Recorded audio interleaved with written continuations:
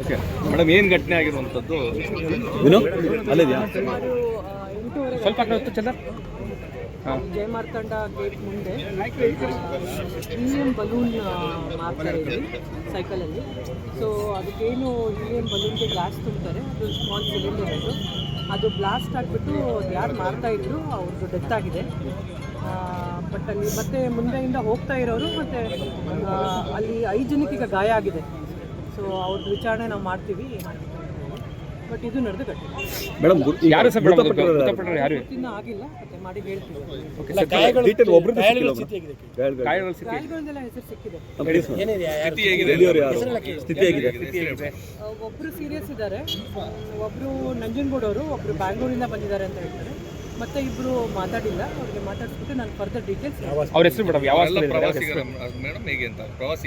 ಬ್ಯಾಂಗ್ಳೂರವರು ಅಂದರೆ ಅವರು ಮೋಸ್ಟ್ಲಿ ಇಲ್ಲಿ ರಜಾ ಇತ್ತು ಅಂತ ಬಂದಿರಬೇಕು. ಒಬ್ಬರು ನಂಜನಗೂಡವರು, 3 ಜನ ಲೋಕಲೈಟ್ಸ್ ಅಂತ ಹೇಳ್ತಾರೆ. ಬಟ್ ಸ್ಟಿಲ್ ಅವರು ಇನ್ನೂ ಮಾತಾಡಿಲ್ಲ.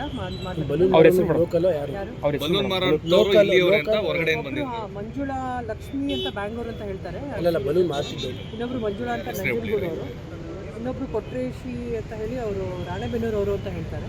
ಇನ್ನೊಬ್ಬರು ಶಹೀನಾ ಅಂತ ಹೇಳಿ ಅವರು ಕೋಲ್ಕತ್ತಾ ಅಂತ ಹೇಳ್ತಾರೆ. ಬಟ್ ಅದನ್ನ ನಾನು ಇನ್ನೊಂದ್ಸಲ ವೆರಿಫೈ ಮಾಡಿ.